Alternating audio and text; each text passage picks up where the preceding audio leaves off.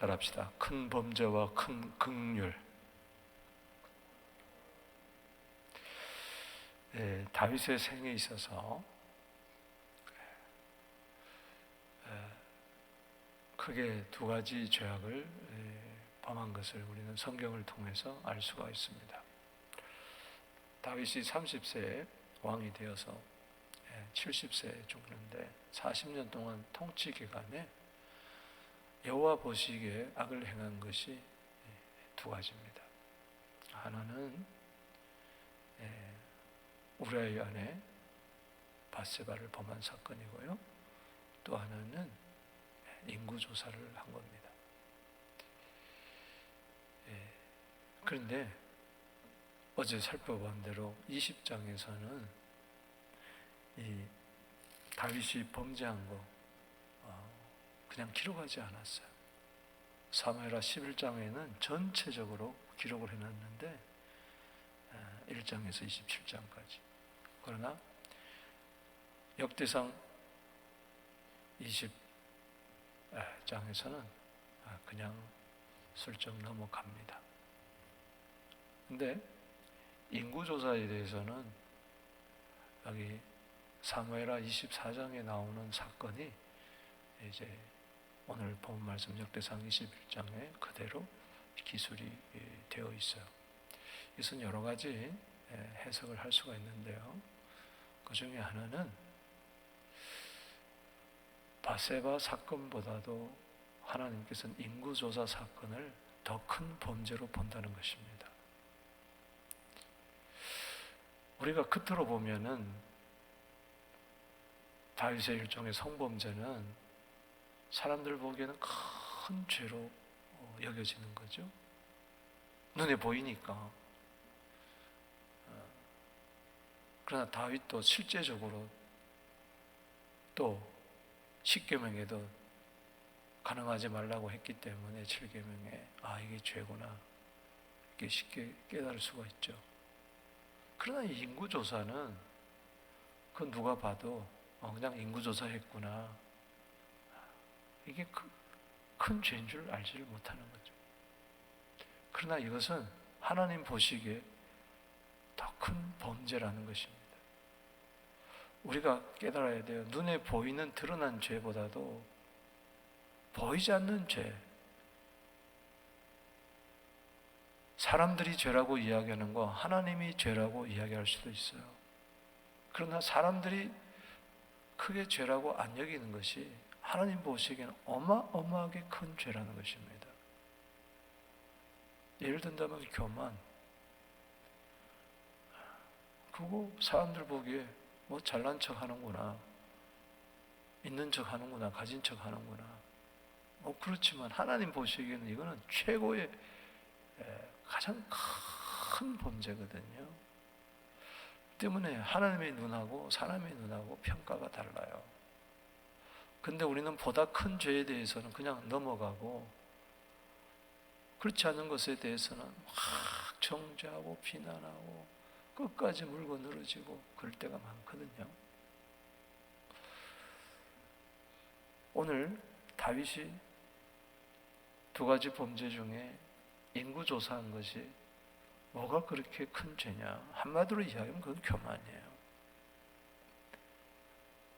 다윗이 왕이 되어 브레셋과의 전쟁, 모압과의 전쟁에서 승승장구할 때에 아람과 이기고 아말렉과 이기고 에돔과 이기고 막 그럴 때 말의 힘줄을 끊어버리고 다리의 힘줄을 끊어버리고 오직 여호와만을 의지하잖아요.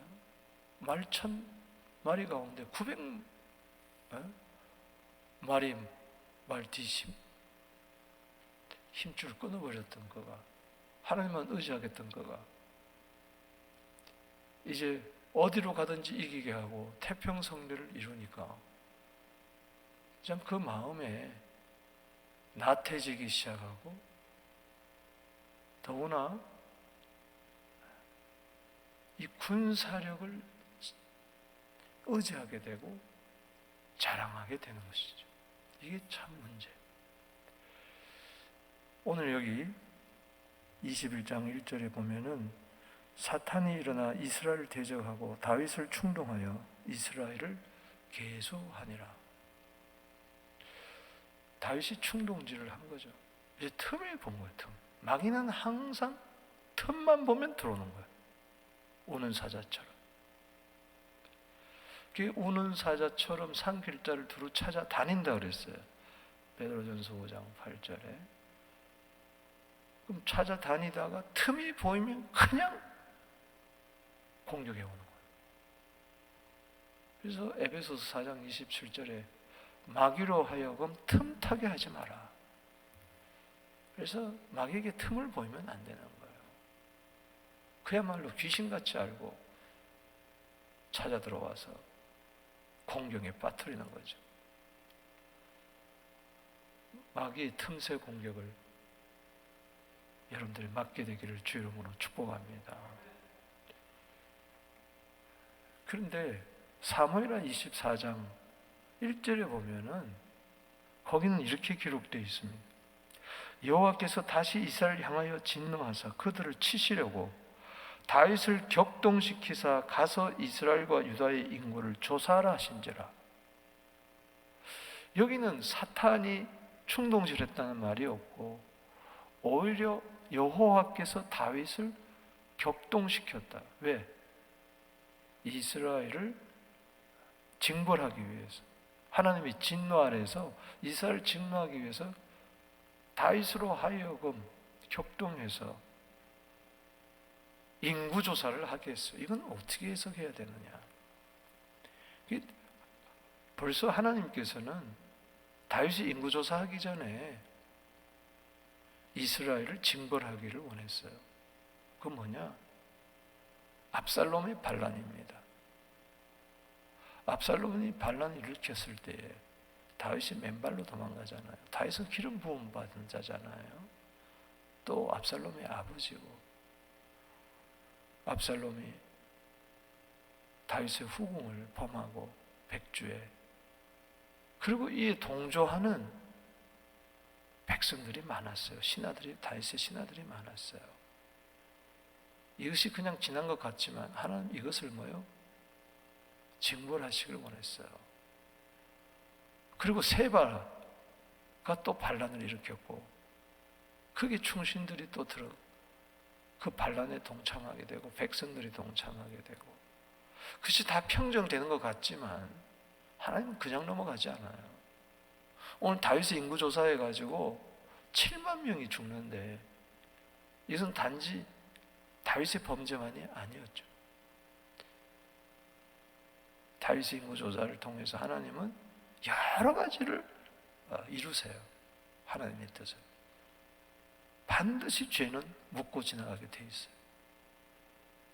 그래서 하나님께서 이스라엘 백성을 징벌하시기 위해서 다윗을 격동하니까 다윗 속에 있는 교만함이 드러나는 거죠. 그 교만함이 드러나게 될 때 인구조사를 하게 되고, 다윗은 그 마음속에 있는 이 교만함이 있는 것을 또 사탄은 알고 그걸 충동질을 하는 거죠. 충동질. 그래서 아주 이게 미묘합니다. 어떻든 간에 사탄의 충동질에 의해서 하나님은 이 다윗에게, 사탄에게 충동질을 받도록 그냥 허락한 거죠. 이게 허용적인 작전이라 그렇게 이야기합니다. 예를 든다면은 욥을 시험하도록 하나님이 사단에게 허용했듯이 다윗을 충동질하도록 하나님이 이제 허용하신 거죠.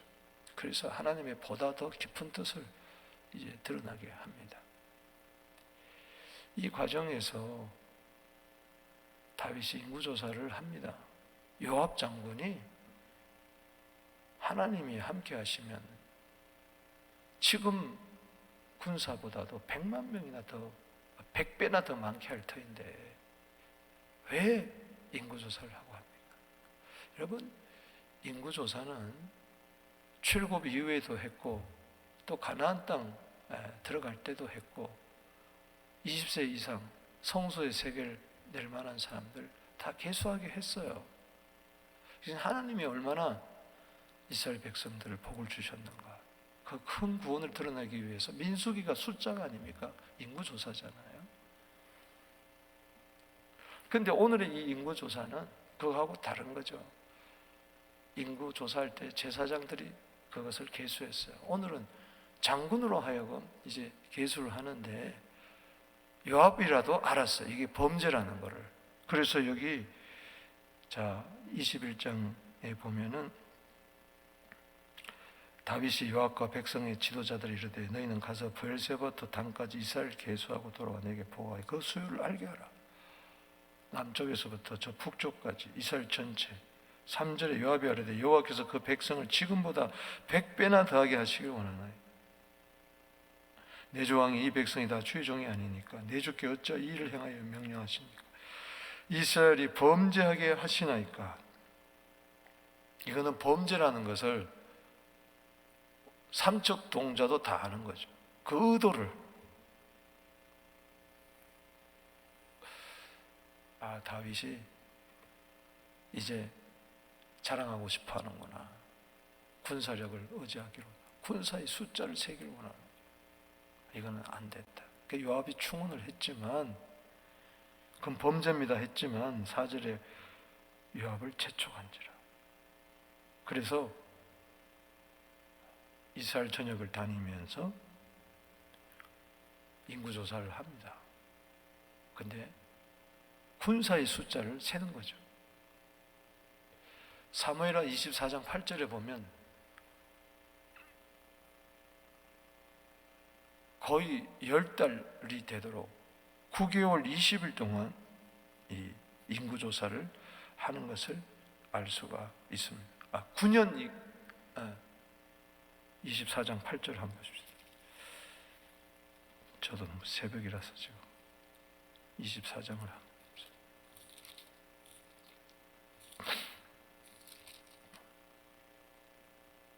여기 보니까는 8절에 맞네.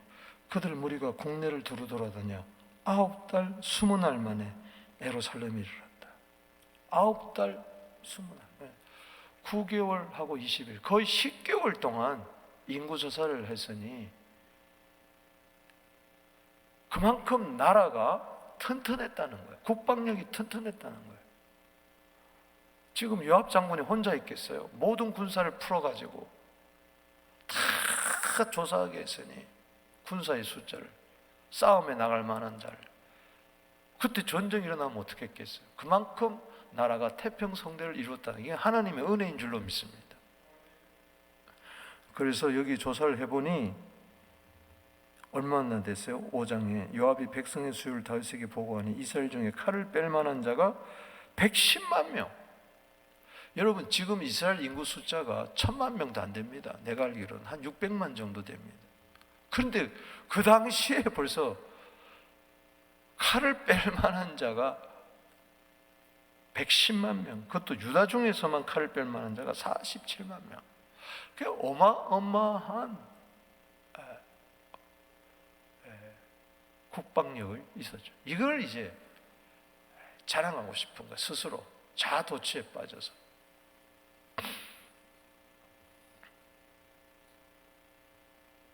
이것은 3절의 범죄였고 하나님 보시기에 이것은 악한 것이었어요. 그래서 7절에 하나님이 이 일을 악하게 여기사 이스라엘을 치기 시작했어요. 악하게 여기서. 여러분 하나님 보시기에 악을 행했어요. 사무엘하 11장 27절에 그게 첫 번째 범죄였고 여기 또 두 번째 하나님 보시기에 또 악을 행하는 거죠. 이 사람이 참 비전한 것이죠.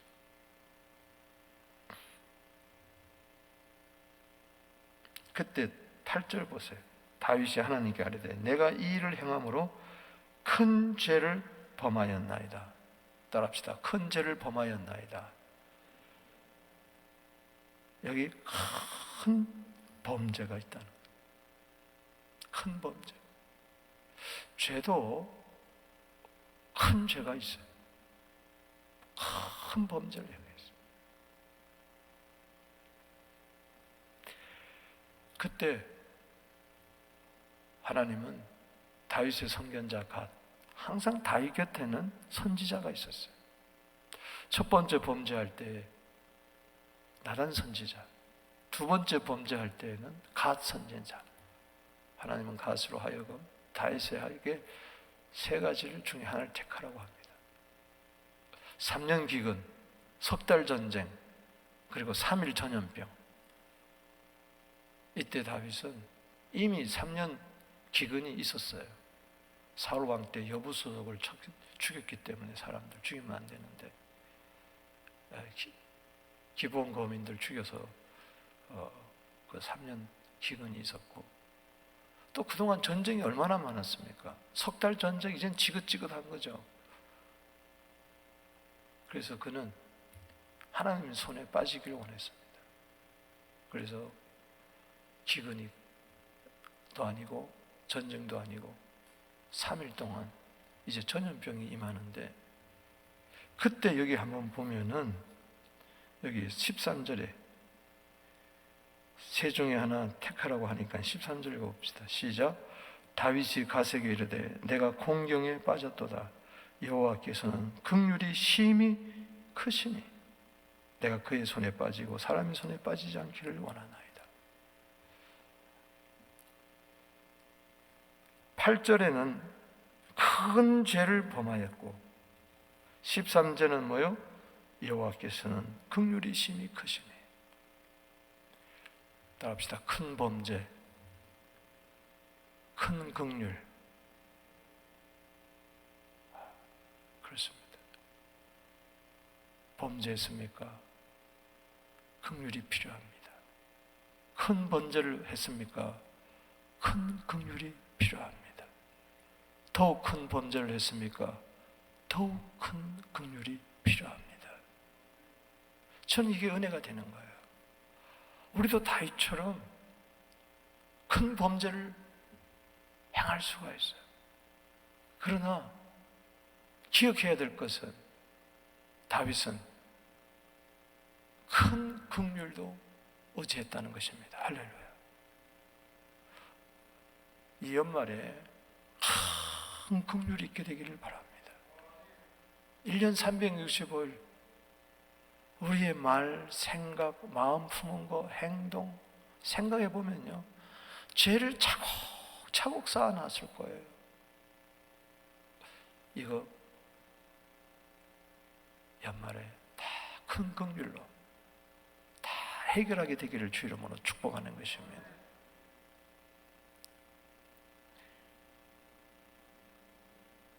다니엘서 9장 19절에 주여 들으소서, 주여 용서하소서, 주여 지체치 마시고 연기하면 안 됩니다. 주를 위하여, 주 자신을 위하여 행하시옵소서. 주여 주여 주여. 그것은 큰 긍휼을 의지하고 하는 기도입니다.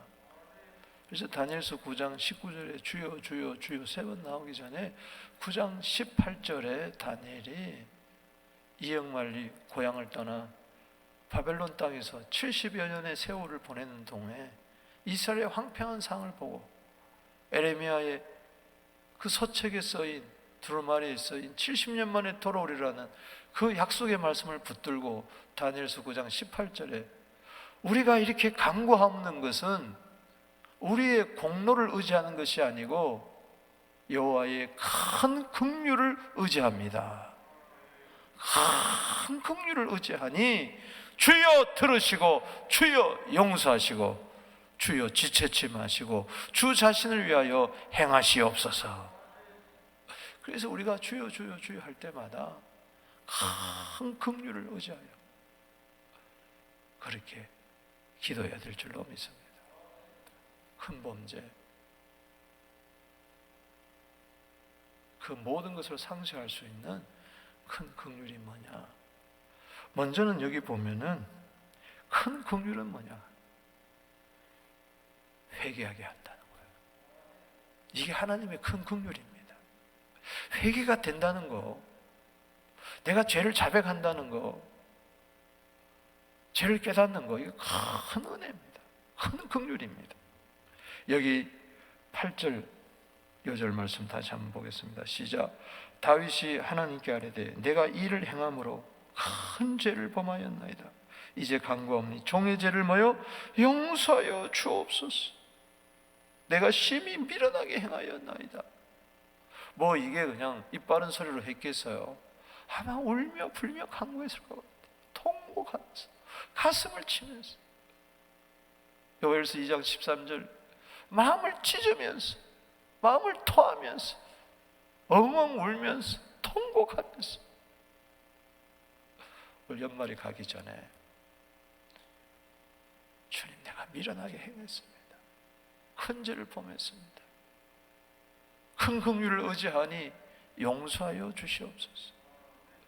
더구나 디모데전서 6장 4절에 보면 교만한 것의 가장 큰 죄는 뭐냐? 모른다는 거예요. 몰라요, 자기가 교만한 것을. 그 교만의 큰 불행입니다. 그런데 하나님 이걸 깨달았어요. 이 깨달음의 은혜가 얼마나 큰지. 깨닫는 중에 가장 큰 은혜는 내가 죄인임을 깨닫는 거예요. 나의 부족을 깨닫는 거예요. 미련한 자는요, 절구통에 넣어 빻아도 공이로 찧어도 모른다고 그랬어요. 교만하고 미련한 이 죄를 어떻게 깨달았느냐? 이 크리스마스 계절에 예수님의 말씀을 들어보세요. 누가복음 5장 32절에 인자가 온 것은 죄인을 불러 회개시키러 왔노라. 진짜 메리 크리스마스는 회개가 되는 것이 메리 크리스마스입니다. 회개가 있을 때 구원의 즐거움이 회복되는 것이고, 내 죄 사함 받고서 예수를 한 뒤 나의 모든 것 다 변했네. 마귀는요, 충동질에서 죄를 범하게 하고 그 다음에 또 정죄까지 하는 거예요. 오늘 누구든지 그리스도 예수 안에 있는 자에게는 정죄함이 없나니, 할렐루야. 예수 그리스도 안에 있는 생명의 성령의 법이 죄와 사망의 법에서 너희를 해방하였느니라. 할렐루야. 로마서 8장 1절 말씀처럼 누가 정죄하리요? 죽으실 뿐만 아니라 다시 살아나신 이는 그리스도 예수시니 하늘 보좌 우편에서 우리를 위하여 지금도 기도하고 계신다는 거죠. 할렐루야. 아멘이십니까? 나도 너를 정죄하지 않노니 가서 다시는 죄를 범치 마라. 요한복음 8장 11절 말씀처럼 이 연말에 정죄의식에서 벗어나고 예수의 피로 용서함을 받는 그 은혜, 큰 긍휼이 있게 되기를 주 이름으로 축복하는 것입니다. 자백하세요. 요한일서 1장 9절에 자백만 하면은 모든 죄를 용서해 주시고 깨끗게 해 주신다는 것이죠. 새해를 맞이하는데 올 한 해 지었던 죄가 내 발목을 붙들지 아니하도록 깨끗하게 예수의 피로 정결케 되게 되기를 주 이름으로 축복하는 겁니다. 이 보세요. 17절을 한번 읽어보겠습니다. 시작. 하나님께 아뢰되 명령하여 백성을 계수하게 한 자가 내가 아니니까 범죄하고 악을 행한 자는 곧 나입니다. 다른 사람이 아니라는 거죠. 납니다.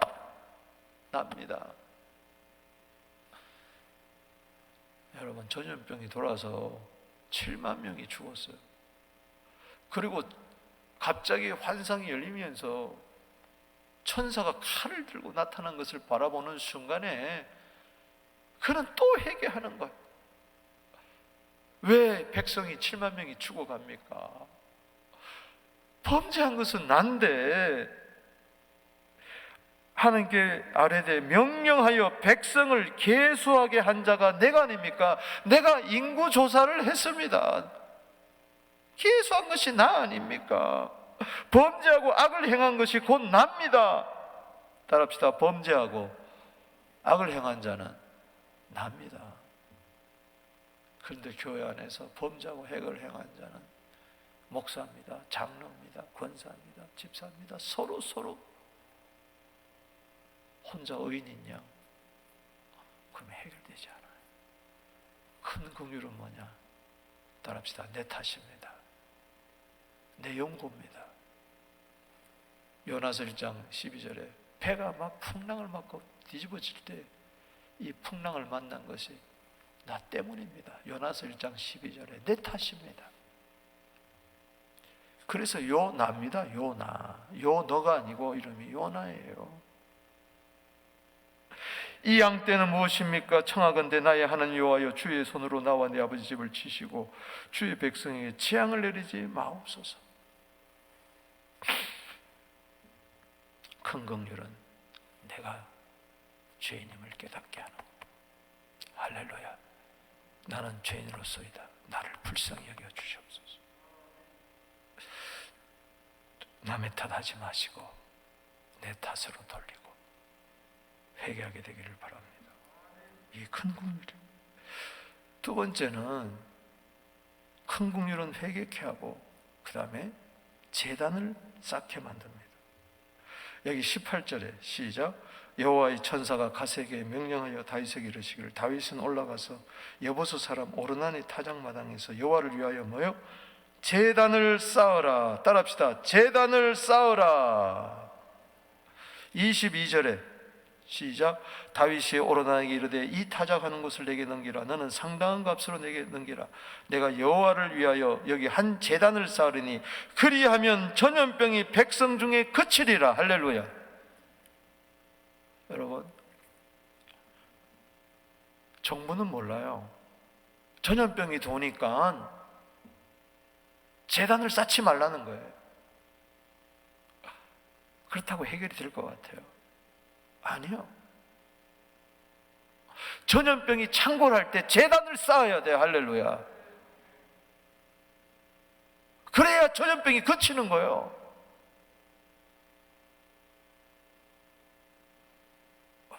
교회 문을 닫는다고, 예배를 안 드린다고 해서 전염병이 그칠 것 같아요? 교회만 문 닫으면 될 것 같아요? 천만에요. 오히려 이럴 때에 10명이면 10명이 모여서 예배 드려야 돼요. 할렐루야. 온라인에서 예배 드려야 돼요. 각자가 예배를 소홀히 하면 안 돼요. 할렐루야. 새벽부터 온라인에 와서 예배 드리면서 제단을 쌓아야 돼요. 십자가 제단을 쌓아야 됩니다. 보혈의 제단을 쌓아야 돼요. 이 제단은 십자가 아닙니까? 여기 번제와 화목제가 누굽니까? 예수 아닙니까? 아멘. 자, 보세요. 여기 24절에 다윗이 오라는 그 번제를 드리려 하기 때 600세겔을 주고 오르나니 주고. 여러분, 제단에는 제물이 있어야 돼요. 십자가에 달린 예수가 있어야 된다고. 아멘. 갈보리 산에 그냥 십자가만 박아놓은 게 아니란 말이죠. 거기에 제물이 달려있단 말이죠. 할렐루야. 번제물과 한목제물 되시는 예수님이 있다는 거예요. 독생자가 있다는 거예요. 할렐루야.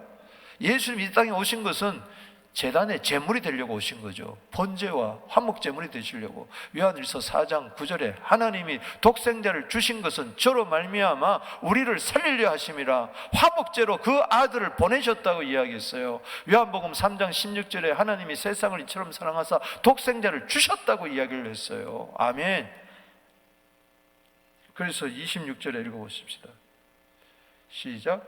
다윗이 거기서 여호와를 위하여 제단을 쌓고 번제와 화목제를 드려 여호와께 아뢰었더니 여호와께서 하늘에서부터 번제단에 불을 내려 응답하시고. 여러분 보세요. 이 불이 하늘에서부터 임했어요. 믿습니까? 그때 광경을 생각해 보세요. 번제물을 올려놨는데 뭐 성냥을 켜서 뭐 버너를 붙여가지고 불을 한 게 아니에요. 하늘에서 불이 탁 떨어졌다는 것이죠. 할렐루야. 주여, 새벽 제단에 불이 떨어지게 하여 주시옵소서.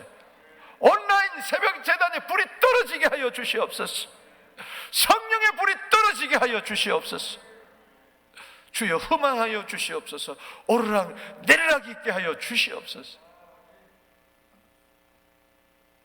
그때 어떤 일이 일어납니까? 27절에 시작. 여호와께서 천사를 명령하시며 그가 칼을 칼집에 꽂았더라. 여러분, 칼이, 하나님의 칼이 칼집에 꽂히게 되기를 주 이름으로 축원합니다. 이게 안 꽂히면 계속 죽어나가는 거예요. 재앙이 그치지 않는 거예요. 주님, 어느 가정에 지금 하나님의 칼이 돌아다니고 있습니까? 도대체 어느 사업장에, 어느 자녀에게, 어느 가정에게, 어느 교회에 칼이 돌아다니고 있습니까? 재단 한번 제대로 쌓으면요, 칼이 칼집에 꽂히는 거예요. 죽고 사느냐, 얘기에 달린 거예요. 예배를 소홀히 하지 마세요. 칼이 나타날까 심히 두려운 거예요.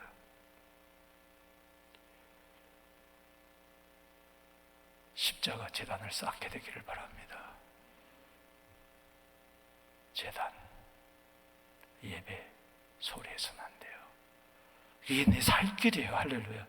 전염병이 그치는 길이에요. 재앙이 그치는 길이에요. 저주가 끊어지는 길이에요. 스가랴 8장 13절에 저주가 복이 되는 길이에요. 화가 복이 되는 길이에요. 할렐루야. 왜? 예수님이 갈라디아 3장 13절에 그 저주를 다 짊어지시고 제단에서 번제물과 화목제물이 되기 때문에, 이사야 53장 5절 말씀처럼 그가 찔리면 우리의 허물이 인하며 그가 상하면 우리의 재앙을 인하여 그가 징계를 받으면 우리가 평안을 누리고 그가 채찍에 맞음으로 우리가 나음을 입었도다. 그게 제단이란 말이죠. 할렐루야. 제단이 얼마나 중요해요. 이게 하나님의 긍휼은 뭐냐? 우리로 하여금 제단을 쌓게 하시고 불을 하늘에서 내려서 칼집에 칼을 꽂아버리게 한다는 것이죠.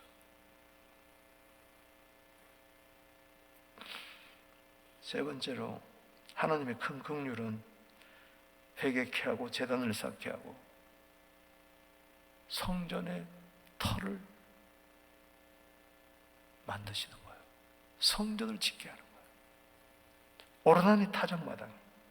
아멘.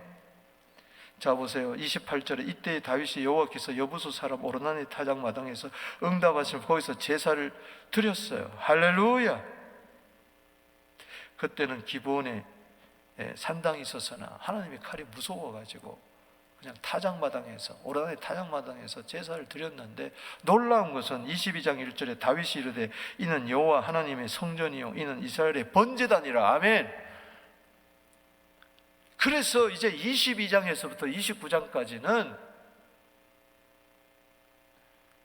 다윗의 성전 건축 준비하는 거예요. 어디다 성전을 세우는 거예요? 오르나니 타작마당에서. 놀랍잖아요. 이게 하나님의 크신 긍휼이에요.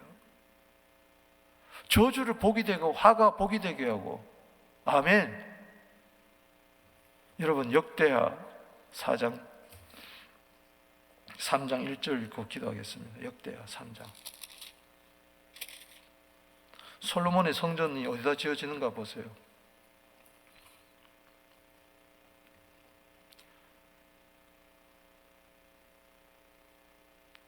역대하 3장 1절 보세요.